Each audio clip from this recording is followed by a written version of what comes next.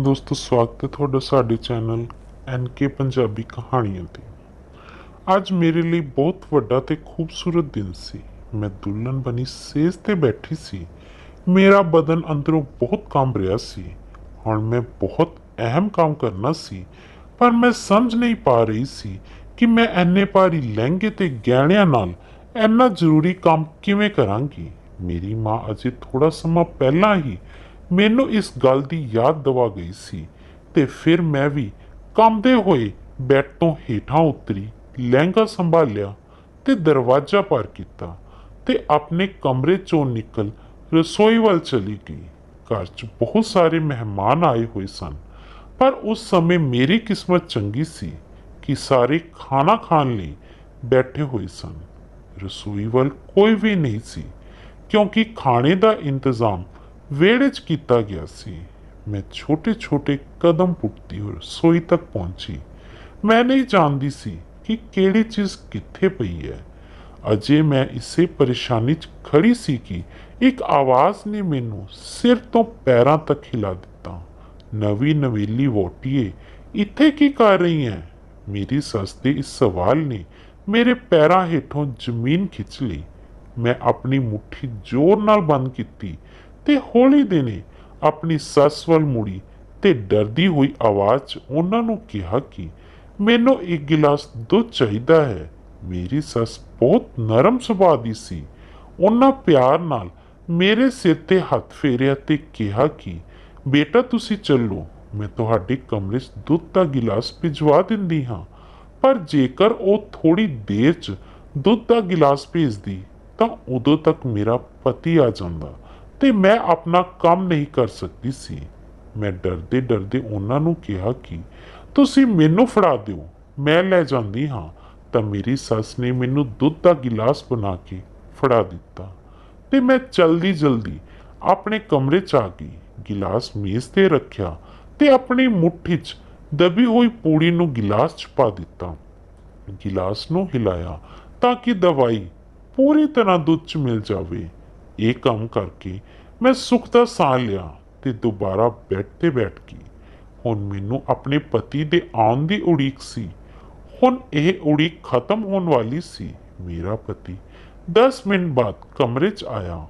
ਉੱਚਾ ਲੰਮਾ ਕੱਦ, ਸਾਂਵਲਾ ਰੰਗ ਤੇ ਸ਼ੇਰਵਾਨੀ ਪਾਈ ਉਹ ਬਹੁਤ ਸੋਹਣਾ ਲੱਗ ਰਿਹਾ ਸੀ। ਮੈਨੂੰ ਯਕੀਨ ਨਾ ਹੋਇਆ ਕਿ ਮੇਰੇ ਮਾਂ-ਬਾਪ ਨੇ ਮੇਰੇ ਲਈ ਇੰਨਾ ਸੋਹਣਾ ਵਰ ਲੱਭਿਆ ਸੀ। ਪਰ ਆਪਣੀਆਂ ਕਮੀਆਂ ਜਦੋਂ ਮੈਨੂੰ ਨਜ਼ਰ ਆਈਆਂ ਤਾਂ ਮੇਰਾ ਦਿਲ ਬੈਠ ਗਿਆ।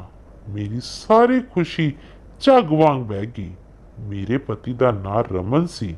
ਉਸਨੇ ਆ ਕੇ ਮੈਨੂੰ ਬਹੁਤ ਪਿਆਰ ਨਾਲ ਦੇਖਿਆ ਤੇ ਮੇਰੇ ਨਾਲ ਫਿਰ ਇੱਕ ਦੋ ਗੱਲਾਂ ਕੀਤੀਆਂ।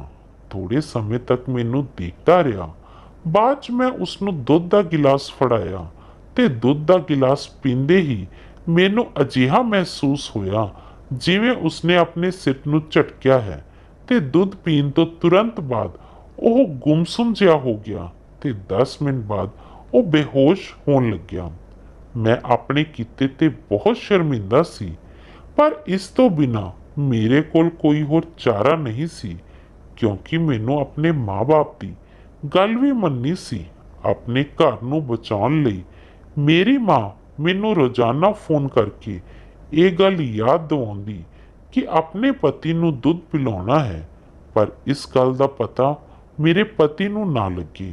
ਮੈਨੂੰ ਇਹ ਸਭ ਕੁਝ ਕਰਨਾ ਚੰਗਾ ਨਹੀਂ ਲੱਗਦਾ ਸੀ, ਪਰ ਕੀ ਕਰਦੀ। ਕਈ ਦਿਨ ਤੱਕ ਇਹ ਚੱਲਦਾ ਰਿਹਾ। ਮੈਂ ਦਵਾਈਆਂ ਵੀ ਲੁਕਾ ਕੇ ਰੱਖੀਆਂ ਸਨ ਤਾਂ ਕਿ ਕਿਸੇ ਦੀ ਨਜ਼ਰ 'ਚ ਨਾ ਆਉਣ। ਇੱਕ ਦਿਨ ਜਦੋਂ ਮੈਂ ਆਪਣੇ ਪਤੀ ਨੂੰ ਦੁੱਧ 'ਚ ਦਵਾਈ ਮਿਲਾ ਪਿਲਾਈ ਤਾਂ ਉਹ ਵਾਸ਼ਰੂਮ ਚਲਾ ਗਿਆ। ਮੈਨੂੰ ਬਹੁਤ ਹੈਰਾਨੀ ਹੋਈ, ਪਰ ਮੇਰੇ ਦਿਲ ਨੂੰ ਤਸੱਲੀ ਸੀ ਕਿ ਦਵਾਈ 3 ਮਿੰਟ ਤੋਂ ਬਾਅਦ ਹੀ ਅਸਰ ਕਰਦੀ ਹੈ, ਤੇ ਜਦੋਂ ਉਹ ਵਾਪਸ ਆਇਆ ਤਾਂ ਉਹ ਗੁੰਮਸੁੰਮ ਜਿਹਾ ਹੋ ਕੇ ਪੈ ਗਿਆ। ਅੱਜ ਕੁਝ ਦਿਨਾਂ ਬਾਅਦ ਮੇਰੀ ਮਾਂ ਮੈਨੂੰ ਮਿਲਣ ਆਈ ਸੀ। ਮੈਂ ਆਪਣੀ ਮਾਂ ਨੂੰ ਦੇਖ ਬਹੁਤ ਖੁਸ਼ ਹੋਈ, ਪਰ ਉਹਨਾਂ ਨੇ ਆਉਂਦੇ ਹੀ ਮੈਨੂੰ ਸਵਾਲ ਜਵਾਬ ਸ਼ੁਰੂ ਕਰ ਦਿੱਤੇ ਕਿ ਤੂੰ ਰੋਜ਼ਾਨਾ ਬਿਨਾਂ ਨਾਗਾ ਪਾਏ ਇਹ ਦਵਾਈ ਦੇ ਰਹੀ ਹੈ ਨਾ? ਮੈਂ ਉਹਨਾਂ ਦੀ ਤਸੱਲੀ 'ਚ ਹਾਂ ਸਿਰ ਹਿਲਾ ਦਿੱਤਾ। ਉਹਨਾਂ ਨੇ ਮੇਰਾ ਸਿਰ ਥਪਥਪਾਇਆ ਤੇ ਕਿਹਾ ਕਿ ਬਸ ਮੇਰੀ ਧੀ, ਤੂੰ ਕਿਸੇ ਨੂੰ ਨਹੀਂ ਦੱਸਣਾ, ਖਾਸ ਕਰਕੇ ਆਪਣੀ ਸੱਸ ਨੂੰ। ਜੇਕਰ ਕਿਸੇ ਨੂੰ ਇਸ ਗੱਲ ਦੀ ਭਣਕ ਲੱਗ ਗਈ ਤਾਂ ਇਹ ਲੋਕ ਤੈਨੂੰ ਬਹੁਤ ਜ਼ਲੀਲ ਕਰਨਗੇ ਤੇ ਤੇਰਾ ਪਤੀ ਤੈਨੂੰ ਤਲਾਕ ਵੀ ਦੇ ਦੇਵੇਗਾ। ਇਹ ਸੋਚ ਕੇ ਹੀ ਮੇਰੀ ਰੂਹ ਕੰਬ ਗਈ। ਇਸ ਘਰ 'ਚ ਮੇਰਾ ਪਤੀ ਤੇ ਮੇਰੀ ਸੱਸ, ਸਿਰਫ ਅਸੀਂ 3 ਜਣੇ ਹੀ ਰਹਿੰਦੇ ਸੀ। ਮੇਰੀ ਸੱਸ ਬਹੁਤ ਹੀ ਚੰਗੀ ਤੇ ਨੇਕ ਔਰਤ ਸੀ। ਕਦੇ ਕਦੇ ਮੇਰਾ ਦਿਲ ਕਰਦਾ ਸੀ ਕਿ ਮੈਂ ਉਸ ਨੂੰ ਸਾਰੀ ਗੱਲ ਦੱਸ ਦੇਵਾਂ, ਪਰ ਫਿਰ ਆਪਣੀ ਮਾਂ ਦੀਆਂ ਗੱਲਾਂ ਕਰਕੇ ਮੈਂ ਚੁੱਪ ਰਹਿੰਦੀ। ਮੈਂ ਆਪਣੇ ਪਤੀ ਨੂੰ ਕਿਹਾ ਕਿ ਅੱਜ ਮੈਂ ਆਪਣੇ ਮਾਂ-ਬਾਪ ਨੂੰ ਮਿਲਣ ਲਈ ਜਾਣਾ ਹੈ, ਤਾਂ ਉਸਨੇ ਕਿਹਾ ਕਿ ਤਿਆਰ ਹੋ ਜਾਓ, ਦਫ਼ਤਰ ਜਾਂਦੇ ਛੱਡ ਜਾਵਾਂਗਾ ਤੇ ਵਾਪਸੀ ਤੇ ਲੈਂਦਾ ਆਵਾਂਗਾ। ਮੈਂ ਵੀ ਹਾਂ ਸਿਰ ਹਿਲਾਇਆ ਤੇ ਤਿਆਰੀ ਕਰਨ ਚਲੀ ਗਈ। ਆਪਣੇ ਘਰ ਆ ਕੇ ਵੱਖਰਾ ਜਿਹਾ ਸਕੂਨ ਮਿਲਿਆ। ਮਾਂ-ਬਾਪ ਨੂੰ ਮਿਲ ਕੇ ਮੇਰੇ ਦਿਲ ਨੂੰ ਠੰਡਕ ਪਹੁੰਚੀ, ਪਰ ਮੇਰੇ ਪਿਤਾ ਨੇ ਰੁੱਖਾ ਜਿਹਾ ਰਵੱਈਆ ਰੱਖਿਆ। ਮੈਨੂੰ ਲੱਗਿਆ ਕਿ ਸ਼ਾਇਦ ਤਬੀਅਤ ਠੀਕ ਨਹੀਂ ਹੋਵੇਗੀ। ਮੇਰੀ ਮਾਂ ਨੇ ਮੈਨੂੰ ਪੁੱਛਿਆ ਕਿ ਤੂੰ ਆਪਣੇ ਘਰ ਕਦ ਜਾਵੇਂਗੀ, ਤਾਂ ਮੈਂ ਦੱਸਿਆ ਕਿ ਸ਼ਾਮ ਨੂੰ ਉਹ ਮੈਨੂੰ ਲੈਣ ਲਈ ਆਉਣਗੇ। ਤਾਂ ਉਹਨਾਂ ਨੇ ਕਿਹਾ ਕਿ ਤੂੰ ਸ਼ਾਮ ਤੱਕ ਜ਼ਰੂਰ ਚਲੀ ਜਾਵੇਂ, ਕਿਉਂਕਿ ਦਵਾਈ ਦਾ ਨਾਗਾ ਨਹੀਂ ਪਾਉਣਾ। ਸ਼ਾਮ ਨੂੰ ਮੈਂ ਆਪਣੇ ਪਤੀ ਨਾਲ ਘਰ ਆ ਗਈ। ਇੱਕ ਦਿਨ ਮੇਰਾ ਪਤੀ ਤੇ ਸੱਸ ਦੋਵੇਂ ਬਹੁਤ ਹੀ ਗੁੱਸੇ 'ਚ ਮੇਰੇ ਕਮਰੇ 'ਚ ਆਏ। ਉਹਨਾਂ ਦੋਵਾਂ ਦੇ ਚਿਹਰੇ ਦੇਖਦੇ ਹੀ ਮੈਂ ਤਾਂ ਡਰ ਕੇ ਮਾਰੇ ਪੀਲੀ ਹੋ ਗਈ। ਮੈਨੂੰ ਕੁਝ ਸਮਝ ਨਾ ਆਇਆ ਕਿ ਇਸ ਤਰ੍ਹਾਂ ਗੁੱਸੇ 'ਚ ਕਿਉਂ ਹਨ। ਹੁਣ ਤਾਂ ਮੈਨੂੰ ਯਕੀਨ ਹੋ ਗਿਆ ਕਿ ਇਹਨਾਂ ਨੂੰ ਮੇਰੀ ਸੱਚਾਈ ਪਤਾ ਲੱਗ ਗਈ ਹੋਵੇਗੀ। ਮੇਰੀ ਸੱਸ ਨੇ ਆਉਂਦੇ ਹੀ ਮੈਨੂੰ ਬਾਂਹ ਤੋਂ ਫੜਿਆ ਤੇ ਕਿਹਾ ਕਿ ਇਸ ਤੋਂ ਪਹਿਲਾਂ ਕਿ ਅਸੀਂ ਤੇਰੇ ਨਾਲ ਕੁਝ ਕਰੀਏ, ਤੂੰ ਮੇਰੇ ਘਰੋਂ ਨਿਕਲ ਜਾ। ਮੇਰਾ ਪਤੀ ਆਪਣੇ ਮੂੰਹੋਂ ਕੁਝ ਵੀ ਨਹੀਂ ਬੋਲਿਆ ਸੀ ਤੇ ਮੈਂ ਥਾਂ ਤੇ ਹੀ ਸੁੰਨ ਹੋ ਕੇ ਰਹਿ ਗਈ। ਮੈਂ ਕੀ ਕਰਾਂਗੀ? ਮੈਂ ਕਿੱਥੇ ਜਾਵਾਂਗੀ? ਤੇ ਜੇਕਰ ਮੇਰੀ ਮਾਂ ਨੂੰ ਇਸ ਗੱਲ ਦਾ ਪਤਾ ਲੱਗ ਗਿਆ ਤਾਂ ਉਹ ਮੇਰੇ ਨਾਲ ਕੀ ਕਰੇਗੀ? ਇਹ ਸਾਰੀਆਂ ਗੱਲਾਂ ਮੇਰੇ ਦਿਮਾਗ 'ਚ ਘੁੰਮਣ ਲੱਗੀਆਂ ਤੇ ਮੇਰੀ ਸੱਸ ਨੇ ਮੈਨੂੰ ਬਾਂਹ ਤੋਂ ਫੜ ਕੇ ਕਮਰੇ 'ਚੋਂ ਬਾਹਰ ਕੱਢ ਦਿੱਤਾ ਤੇ ਕਿਹਾ ਕਿ ਇਸ ਨੂੰ ਜਲਦੀ ਮੇਰੇ ਘਰੋਂ ਕੱਢੋ। ਮੈਂ ਉੱਚੀ ਉੱਚੀ ਰੋਣ ਲੱਗੀ ਤੇ ਹੌਲੀ ਹੌਲੀ ਕਦਮ ਪੁੱਟਦੇ ਹੋਏ ਆਪਣੇ ਘਰ ਦੇ ਦਰਵਾਜ਼ੇ ਤੱਕ ਆ ਗਈ ਤੇ ਮੈਨੂੰ ਕੁਝ ਪਤਾ ਨਹੀਂ ਸੀ ਕਿ ਮੈਂ ਕਿੱਥੇ ਜਾ ਰਹੀ ਹਾਂ। ਬਸ ਪਤਾ ਸੀ ਤਾਂ ਇੰਨਾ ਕਿ ਮੇਰਾ ਰਾਜ਼ ਅੱਜ ਖੁੱਲ ਗਿਆ ਹੈ। ਆਪਣੇ ਖਿਆਲਾਂ 'ਚ ਇਸ ਤਰ੍ਹਾਂ ਗੁੰਮ ਸੀ ਕਿ ਸਾਹਮਣੇ ਆਉਣ ਵਾਲੀ ਗੱਡੀ ਨੂੰ ਵੀ ਮੈਂ ਨਹੀਂ ਦੇਖਿਆ ਤੇ ਉਸ ਨਾਲ ਟਕਰਾ ਕੇ ਧਰਤੀ ਤੇ ਡਿੱਗ ਗਈ। ਜਦੋਂ ਮੈਨੂੰ ਹੋਸ਼ ਆਇਆ ਤਾਂ ਆਪਣੇ ਆਪ ਨੂੰ ਹਸਪਤਾਲ 'ਚ ਪਾਇਆ। ਮੇਰਾ ਦਿਮਾਗ ਬਹੁਤ ਭਾਰੀ ਹੋ ਰਿਹਾ ਸੀ। ਮੈਨੂੰ ਕੁਝ ਵੀ ਯਾਦ ਨਹੀਂ ਆ ਰਿਹਾ ਸੀ ਕਿ ਮੈਂ ਕੌਣ ਹਾਂ। ਬਸ ਇੰਨਾ ਹੀ ਯਾਦ ਸੀ ਕਿ ਮੈਂ ਕਿਸੇ ਗੱਡੀ ਨਾਲ ਟਕਰਾ ਗਈ ਹਾਂ ਤੇ ਮੇਰੇ ਸਿਰ ਤੇ ਕਾਫੀ ਸੱਟ ਲੱਗੀ ਸੀ। ਉਸ ਵੇਲੇ ਮੈਂ ਆਪਣੇ ਬੈੱਡ ਤੇ ਇੱਕ ਅਜਨਬੀ ਨੂੰ ਬੈਠੇ ਦੇਖਿਆ ਤਾਂ ਉਸ ਨੂੰ ਦੇਖ ਕੇ ਮੈਂ ਅਣਜਾਣ ਨਜ਼ਰਾਂ ਨਾਲ ਉਸ ਨੂੰ ਸਵਾਲ ਕੀਤਾ ਕਿ ਤੁਸੀਂ ਕੌਣ ਹੋ? ਤਾਂ ਉਸਨੇ ਮੈਨੂੰ ਕਿਹਾ ਕਿ ਮੈਂ ਤੁਹਾਡਾ ਖਿਆਲ ਰੱਖਣ ਵਾਲਾ ਹਾਂ, ਤੁਸੀਂ ਪਰੇਸ਼ਾਨ ਨਾ ਹੋ, ਤੁਹਾਡਾ ਐਕਸੀਡੈਂਟ ਹੋ ਗਿਆ ਸੀ 1 ਮਹੀਨਾ ਪਹਿਲਾਂ ਤੇ ਮੈਂ ਤੁਹਾਨੂੰ ਹਸਪਤਾਲ ਲੈ ਕੇ ਆਇਆ ਸੀ। 1 ਮਹੀਨੇ ਤੱਕ ਤੁਸੀਂ ਕੋਮਾ 'ਚ ਰਹੇ ਹੋ ਤੇ ਹੁਣ ਹੀ ਤੁਹਾਨੂੰ ਹੋਸ਼ ਆਇਆ ਹੈ। ਇਸ ਲਈ ਤੁਸੀਂ ਆਪਣੇ ਦਿਮਾਗ ਤੇ ਜ਼ਿਆਦਾ ਬੋਝ ਨਾ ਪਾਓ। ਮੈਂ ਉਸ ਤੋਂ ਕੁਝ ਪੁੱਛਣਾ ਚਾਹੁੰਦੀ ਸੀ ਕਿ ਮੈਂ ਕੌਣ ਹਾਂ, ਮੇਰਾ ਘਰ ਕਿੱਥੇ ਹੈ, ਮੇਰਾ ਪਿਤਾ ਕੌਣ ਹਨ। ਮੈਂ ਉਸ ਤੋਂ ਕੁਝ ਵੀ ਨਹੀਂ ਪੁੱਛ ਸਕੀ। 1-2 ਦਿਨ ਬਾਅਦ ਮੈਂ ਪੂਰੀ ਤਰ੍ਹਾਂ ਤੰਦਰੁਸਤ ਹੋਈ ਤਾਂ ਅਜਨਬੀ ਨੇ ਮੈਨੂੰ ਕਿਹਾ ਕਿ ਤੁਹਾਡੀ ਯਾਦਦਾਸ਼ਤ ਚਲੀ ਗਈ ਹੈ ਤੇ ਮੈਂ ਤੁਹਾਡੇ ਘਰ ਵਾਲਿਆਂ ਬਾਰੇ ਕੁਝ ਵੀ ਨਹੀਂ ਜਾਣਦਾ। ਤੁਸੀਂ ਮੇਰੇ ਘਰ ਚੱਲੋ। ਮੇਰੇ ਘਰ 'ਚ ਮੇਰੀ ਮਾਂ ਰਹਿੰਦੀ ਹੈ, ਉਹ ਤੁਹਾਡੀ ਦੇਖਭਾਲ ਕਰੇਗੀ। ਉਹ ਅਜਨਬੀ ਬਹੁਤ ਭਲਾ ਇਨਸਾਨ ਦਿਸ ਰਿਹਾ ਸੀ। ਇਸ ਸਮੇਂ ਮੇਰੇ ਕੋਲ ਵੀ ਕੋਈ ਹੋਰ ਸਹਾਰਾ ਨਹੀਂ ਸੀ ਤੇ ਨਾ ਹੀ ਮੈਨੂੰ ਕੁਝ ਯਾਦ ਸੀ। ਇਸੇ ਕਰਕੇ ਮੈਂ ਉਸ ਨਾਲ ਉਸ ਦੇ ਘਰ ਆ ਗਈ। ਉਸ ਦੀ ਮਾਂ ਨੇ ਮੇਰਾ ਬਹੁਤ ਖਿਆਲ ਰੱਖਿਆ, ਬਹੁਤ ਆਰਾਮ ਮਿਲਿਆ ਸੀ ਤੇ ਥੋੜੇ ਦਿਨਾਂ 'ਚ ਮੈਂ ਇੱਕਦਮ ਚੰਗੀ ਹੋ ਗਈ। ਪਰ ਅਜੇ ਵੀ ਇੱਕ ਗੱਲ ਰੜਕਦੀ ਸੀ ਕਿ ਮੈਨੂੰ ਆਪਣਾ ਬੀਤਿਆ ਹੋਇਆ ਕੱਲ ਕਿਉਂ ਨਹੀਂ ਯਾਦ ਆਉਂਦਾ। ਤੇ ਜਦੋਂ ਮੈਂ ਪੁਰਾਣੀ ਗੱਲਾਂ ਨੂੰ ਸੋਚਣ ਦੀ ਕੋਸ਼ਿਸ਼ ਕਰਦੀ ਤਾਂ ਮੇਰੇ ਅੰਦਰ ਇੱਕ ਸ਼ਰਮ ਦੀ ਲਹਿਰ ਉੱਠਦੀ, ਤੇ ਜਦੋਂ ਅਜਿਹਾ ਹੁੰਦਾ ਤਾਂ ਮੈਂ ਸੋਚਣਾ ਬੰਦ ਕਰਕੇ ਮੰਜੇ ਤੇ ਪੈ ਜਾਂਦੀ। ਇੰਝ ਹੀ ਕੁਝ ਦਿਨ ਚੱਲਦੇ ਰਹੇ ਤੇ ਉਸ ਅਜਨਬੀ ਦੇ ਘਰ ਇੱਕ ਔਰਤ ਆਈ, ਜਿਸ ਨੇ ਮੈਨੂੰ ਇਹ ਕਿਹਾ ਕਿ ਉਹ ਮੇਰੀ ਮਾਂ ਹੈ। ਇਹ ਸੁਣ ਕੇ ਮੈਂ ਬਹੁਤ ਹੈਰਾਨ ਤੇ ਪਰੇਸ਼ਾਨ ਹੋ ਗਈ ਕਿ ਆਖਰ ਮੇਰੀ ਮਾਂ ਨੇ ਮੈਨੂੰ ਕਿਸ ਤਰ੍ਹਾਂ ਲੱਭਿਆ ਹੋਵੇਗਾ। ਮੈਂ ਉਹਨਾਂ ਨਾਲ ਘਰ ਆ ਗਈ। ਅਜੇ ਵੀ ਮੇਰੀ ਯਾਦਦਾਸ਼ਤ ਵਾਪਸ ਨਹੀਂ ਆਈ ਸੀ, ਪਰ ਮੈਨੂੰ ਯਕੀਨ ਸੀ ਕਿ ਉਹ ਔਰਤ ਮੈਨੂੰ ਝੂਠ ਨਹੀਂ ਬੋਲ ਰਹੀ। ਉਹ ਸੱਚਮੁੱਚ ਮੇਰੀ ਮਾਂ ਹੈ। ਜਿਸ ਤਰ੍ਹਾਂ ਉਹ ਮੇਰੇ ਨਾਲ ਪਿਆਰ ਨਾਲ ਪੇਸ਼ ਆ ਰਹੀ ਸੀ। ਘਰ ਵਾਪਸ ਆਉਣ ਤੋਂ ਬਾਅਦ ਮੈਂ ਦੇਖਿਆ ਕਿ ਮੇਰਾ ਪਿਤਾ ਬਹੁਤ ਪਰੇਸ਼ਾਨ ਸੀ। ਹਰ ਸਮੇਂ ਆਪਣੇ ਕਮਰੇ 'ਚ ਹੀ ਰਹਿੰਦੇ ਸਨ। ਉਹਨਾਂ ਨੇ ਇੱਕ ਵਾਰ ਵੀ ਮੇਰੇ ਨਾਲ ਗੱਲ ਨਹੀਂ ਕੀਤੀ ਸੀ। ਉਹਨਾਂ ਦੇ ਚਿਹਰੇ ਨੂੰ ਦੇਖ ਕੇ ਲੱਗਦਾ ਸੀ ਕਿ ਉਹ ਮੇਰੇ ਨਾਲ ਗੁੱਸੇ ਹਨ। ਮੈਨੂੰ ਕੁਝ ਸਮਝ ਨਹੀਂ ਆ ਰਿਹਾ ਸੀ ਕਿ ਮੇਰੀ ਮਾਂ ਮੇਰੇ ਨਾਲ ਇੰਨੇ ਪਿਆਰ ਨਾਲ ਗੱਲ ਕਰਦੀ ਹੈ ਤੇ ਪਿਤਾ ਜੀ ਮੇਰੇ ਤੋਂ ਦੂਰ ਰਹਿੰਦੇ ਹਨ। ਇੱਕ ਦਿਨ ਮੈਂ ਉਹਨਾਂ ਦੇ ਕਮਰੇ 'ਚ ਗਈ ਤਾਂ ਉਹ ਪਏ ਹੋਏ ਸਨ। ਮੈਨੂੰ ਦੇਖ ਕੇ ਉੱਠ ਕੇ ਬੈਠ ਗਏ ਤਾਂ ਮੈਂ ਸਵਾਲ ਕੀਤਾ ਕਿ ਪਿਤਾ ਜੀ, ਮੈਨੂੰ ਕੁਝ ਵੀ ਯਾਦ ਨਹੀਂ ਹੈ ਕਿ ਮੇਰਾ ਕੱਲ ਕੀ ਸੀ, ਮੈਂ ਕੌਣ ਹਾਂ। ਪਰ ਇੱਕ ਗੱਲ ਮੈਨੂੰ ਬਹੁਤ ਖਾ ਰਹੀ ਹੈ, ਉਹ ਇਹ ਕਿ ਤੁਸੀਂ ਮੇਰੇ ਨਾਲ ਇਸ ਤਰ੍ਹਾਂ ਗੁੱਸੇ ਕਿਉਂ ਹੋ। ਮੇਰੀ ਗੱਲ ਸੁਣ ਪਿਤਾ ਜੀ ਨੇ ਕਿਹਾ ਕਿ ਮੈਂ ਤੇ ਤੇਰੀ ਮਾਂ ਨੇ ਪਿਆਰ 'ਚ ਕਿਹੜੀ ਕਮੀ ਰੱਖੀ ਸੀ ਜੋ ਤੂੰ ਸਾਨੂੰ ਸਾਰਿਆਂ ਨੂੰ ਇੰਨਾ ਵੱਡਾ ਧੋਖਾ ਦਿੱਤਾ। ਇਹ ਸੁਣਦੇ ਹੀ ਮੇਰੇ ਪੈਰਾਂ ਹੇਠੋਂ ਜ਼ਮੀਨ ਖਿਸਕ ਗਈ। ਸ਼ਾਇਦ ਮੈਂ ਕੁਝ ਬਹੁਤ ਗਲਤ ਕੀਤਾ, ਜਿਸ ਕਰਕੇ ਮੇਰੇ ਪਿਤਾ ਜੀ ਮੇਰੇ ਤੋਂ ਨਾਰਾਜ਼ ਰਹਿੰਦੇ ਸਨ।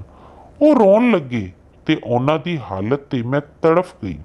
ਮੈਂ ਉਹਨਾਂ ਨੂੰ ਚੁੱਪ ਕਰਵਾਉਣ ਦੀ ਬਹੁਤ ਕੋਸ਼ਿਸ਼ ਕੀਤੀ, ਪਰ ਉਹਨਾਂ ਕਿਹਾ ਕਿ ਮੈਂ ਇਸ ਕਮਰੇ 'ਚੋਂ ਚਲੀ ਜਾਵਾਂ। ਮੈਂ ਦਿਲ ਤੇ ਪੱਥਰ ਰੱਖ ਕੇ ਉੱਥੋਂ ਆ ਗਈ। ਮੈਂ ਬਹੁਤ ਸ਼ਰਮਿੰਦਾ ਹੋਈ ਸੀ ਕਿ ਮੇਰੇ ਪਿਤਾ ਜੀ ਨੂੰ ਮੇਰੇ ਕਰਕੇ ਇੰਨੀ ਤਕਲੀਫ ਕਿਉਂ ਹੋਈ। ਮੈਂ ਚਾਹੁੰਦੀ ਸੀ ਕਿ ਹੁਣ ਜਲਦ ਤੋਂ ਜਲਦ ਮੇਰੀ ਯਾਦਦਾਸ਼ਤ ਵਾਪਸ ਆ ਜਾਵੇ ਅਤੇ ਮੈਨੂੰ ਪਤਾ ਲੱਗ ਜਾਵੇ ਕਿ ਮੈਂ ਆਖਰ ਅਜਿਹਾ ਕੀ ਕੀਤਾ ਹੈ। ਅਤੇ ਫਿਰ ਇੱਕ ਦਿਨ ਉਹ ਹੋਇਆ ਜਿਸ ਬਾਰੇ ਮੈਂ ਕਦੇ ਸੋਚਿਆ ਵੀ ਨਹੀਂ ਸੀ। ਮੈਂ ਕਮਰੇ 'ਚ ਸੁੱਤੀ ਹੋਈ ਸੀ ਤੇ ਮੇਰੀ ਮਾਂ ਕੋਲ ਦੂਜੇ ਕਮਰੇ 'ਚ ਉਹਨਾਂ ਦੀ ਬਚਪਨ ਦੀ ਸਹੇਲੀ ਆਈ ਹੋਈ ਸੀ। ਉਹ ਦੋਵੇਂ ਬਹੁਤ ਸਾਲਾਂ ਬਾਅਦ ਮਿਲ ਰਹੇ ਸਨ। ਮੇਰੀ ਮਾਂ ਨੇ ਪਹਿਲਾਂ ਹੀ ਮੈਨੂੰ ਦੱਸਿਆ ਸੀ ਉਹਨਾਂ ਦੀ ਸਹੇਲੀ ਆਉਣ ਵਾਲੀ ਹੈ। ਮੈਂ ਫਰੈਸ਼ ਹੋ ਕੇ ਉਹਨਾਂ ਦੇ ਕਮਰੇ ਵੱਲ ਗਈ ਤਾਂ ਮੇਰੀ ਮਾਂ ਸਹੇਲੀ ਨੂੰ ਆਪਣੇ ਬੀਤੇ ਕੱਲ ਦੀਆਂ ਗੱਲਾਂ ਸੁਣਾ ਰਹੀ ਸੀ। ਮੈਨੂੰ ਵੀ ਥੋੜਾ ਸ਼ੱਕ ਹੋਇਆ ਤਾਂ ਮੈਂ ਦਰਵਾਜ਼ੇ 'ਚ ਖੜੀ ਹੋ ਕੇ ਉਹਨਾਂ ਦੀਆਂ ਗੱਲਾਂ ਸੁਣਨ ਲੱਗੀ। ਮੈਨੂੰ ਪਤਾ ਸੀ ਕਿ ਇਹ ਗਲਤ ਹੈ, ਪਰ ਮੈਂ ਆਪਣੇ ਸ਼ੱਕ ਦੇ ਹੱਥੋਂ ਮਜਬੂਰ ਸੀ।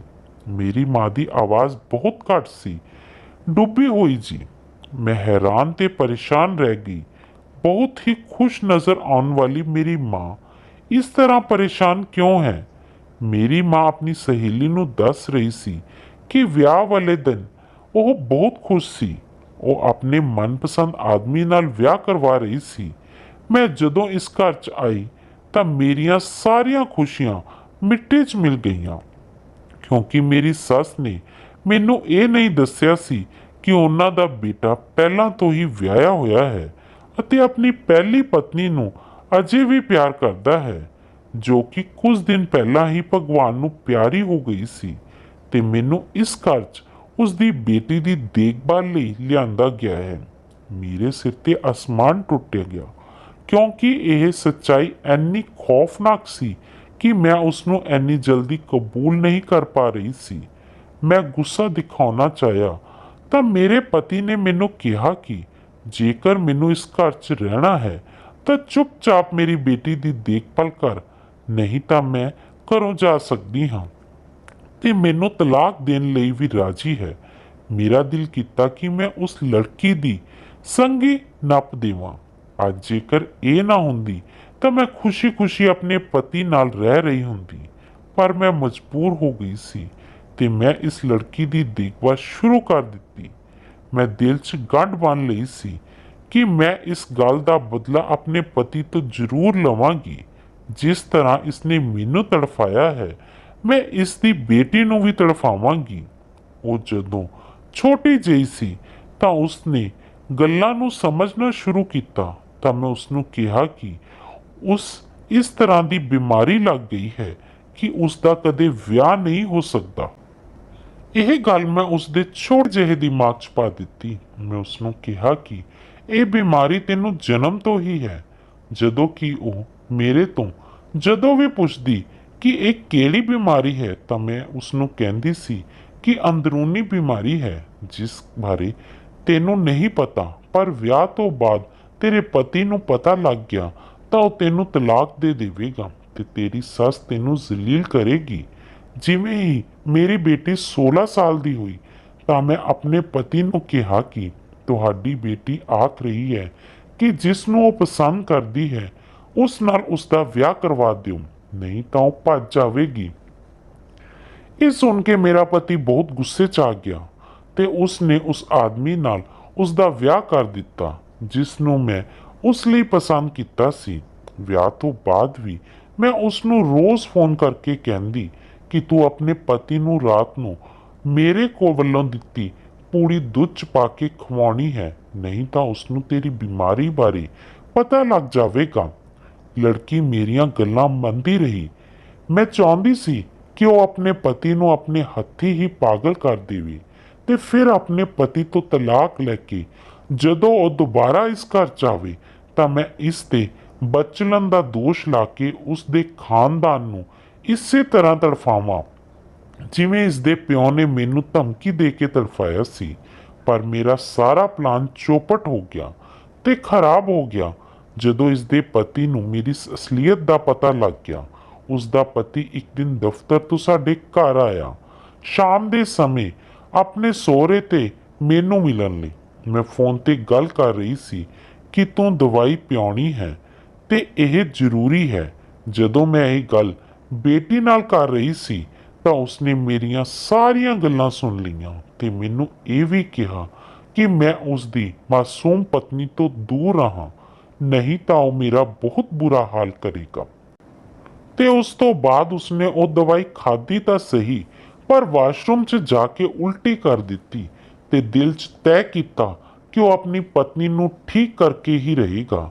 ਤੇ ਫਿਰ ਉਸਨੇ ਜਦੋਂ ਇਹ ਪਤਾ ਲੱਗਿਆ ਕਿ ਮੇਰੀ ਪਤਨੀ ਨੂੰ ਇਸ ਤਰ੍ਹਾਂ ਗਲਤ ਦਵਾਈਆਂ ਖਵਾਈਆਂ ਗਈਆਂ ਹਨ ਜਿਸ ਨਾਲ ਉਹ ਜਲਦ ਹੀ ਮਾਨਸਿਕ ਤੌਰ ਤੇ ਬਿਮਾਰ ਹੋਣ ਵਾਲੀ ਹੈ, ਤਾਂ ਉਸਨੇ ਡਾਕਟਰ ਨਾਲ ਗੱਲ ਕੀਤੀ। ਤਾਂ ਡਾਕਟਰ ਨੇ ਉਸਨੂੰ ਕਿਹਾ ਕਿ ਜੇਕਰ ਇਹ ਆਪਣੀ ਯਾਦਦਾਸ਼ਤ ਗਵਾ ਦੇਵੇ ਤੇ ਤੁਸੀਂ ਲੋਕ ਉਸ ਦੇ ਦਿਮਾਗ ਨੂੰ ਕੁਝ ਇਸ ਤਰ੍ਹਾਂ ਦਾ ਝਟਕਾ ਦਿਓ ਕਿ ਇਹ ਸਭ ਭੁੱਲ ਜਾਵੇ ਤਾਂ ਅਸੀਂ ਉਸ ਦੇ ਦਿਮਾਗ 'ਚੋਂ ਇਹ ਸਾਰੀਆਂ ਗੱਲਾਂ ਕੱਢ ਸਕਦੇ ਹਾਂ। ਤੇ ਉਸ ਦੇ ਪਤੀ ਨੇ ਅਜਿਹਾ ਹੀ ਕੀਤਾ।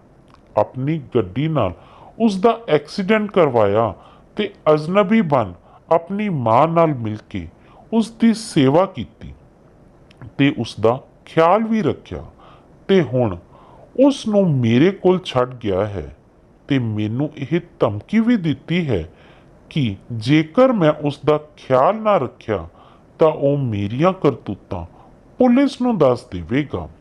ਆਪਣੀ ਪਤਨੀ ਨੂੰ ਇੱਥੇ ਛੱਡਣ ਦਾ ਮਕਸਦ ਹੈ ਉਸ ਦੇ ਪਿਤਾ ਦੀ ਗਲਤ ਫਹਿਮੀ ਆਪਣੀ ਬੇਟੀ ਦੇ ਖਿਲਾਫ ਖਤਮ ਹੋ ਜਾਵੇ। ਉਹ ਆਪਣੀ ਸਹੇਲੀ ਨੂੰ ਹੋਰ ਵੀ ਬਹੁਤ ਸਾਰੀਆਂ ਗੱਲਾਂ ਦੱਸ ਰਹੀ ਸੀ, ਪਰ ਆਪਣੀ ਮਾਂ ਦੀਆਂ ਇੰਨੀਆਂ ਗੱਲਾਂ ਸੁਣ ਕੇ ਮੇਰੇ ਪੈਰਾਂ ਹੇਠੋਂ ਜ਼ਮੀਨ ਖਿਸਕ ਗਈ ਤੇ ਉਸੇ ਸਮੇਂ ਮੈਨੂੰ ਸਭ ਕੁਝ ਯਾਦ ਆਉਣ ਲੱਗਿਆ।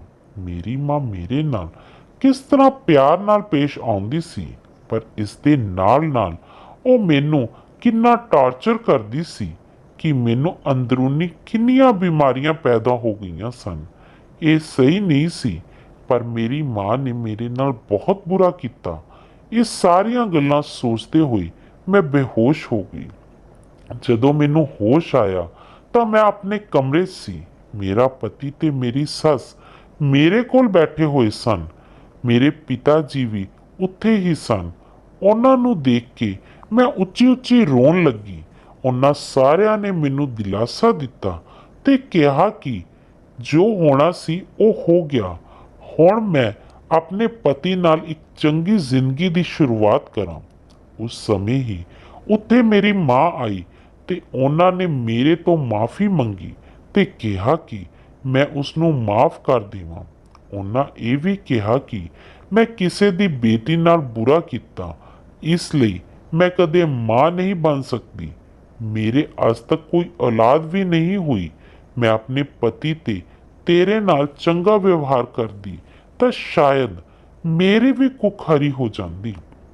ਉਹਨਾਂ ਦੀ ਇਹ ਗੱਲ ਸੁਣ ਕੇ ਮੈਂ ਦਿਲੋਂ ਉਹਨਾਂ ਨੂੰ ਮਾਫ ਕਰ ਦਿੱਤਾ। ਮੈਂ ਅੱਜ ਖੁਸ਼ ਹਾਂ ਅਤੇ ਆਰਾਮ ਨਾਲ ਆਪਣੀ ਜ਼ਿੰਦਗੀ ਆਪਣੇ ਪਤੀ ਤੇ ਸੱਸ ਨਾਲ ਬਿਤਾ ਰਹੀ ਹਾਂ। ਦੋਸਤੋ, ਜੇਕਰ ਤੁਹਾਨੂੰ ਸਾਡੀ ਅੱਜ ਦੀ ਇਹ ਕਹਾਣੀ ਵਧੀਆ ਲੱਗੀ ਤਾਂ ਪਲੀਜ਼ ਇਸ ਨੂੰ ਵੱਧ ਤੋਂ ਵੱਧ ਲਾਈਕ ਕਰਨਾ ਤੇ ਆਪਣੇ ਦੋਸਤਾਂ ਮਿੱਤਰਾਂ ਨਾਲ ਇਸ ਨੂੰ ਜ਼ਰੂਰ ਸ਼ੇਅਰ ਕਰਨਾ। ਤੇ ਜੇਕਰ ਤੁਸੀਂ ਸਾਡੇ ਚੈਨਲ ਤੇ ਪਹਿਲੀ ਵਾਰ ਆਏ ਹੋ ਤਾਂ ਸਾਡੇ ਚੈਨਲ NK ਪੰਜਾਬੀ ਕਹਾਣੀਆਂ ਨੂੰ ਜ਼ਰੂਰ ਸਬਸਕ੍ਰਾਈਬ ਕਰ ਲੈਣਾ ਤੇ ਉਸ ਦੇ ਨਾਲ ਦਿੱਤੇ ਬੈਲ ਆਈਕਨ ਨੂੰ ਦਬਾਉਣਾ।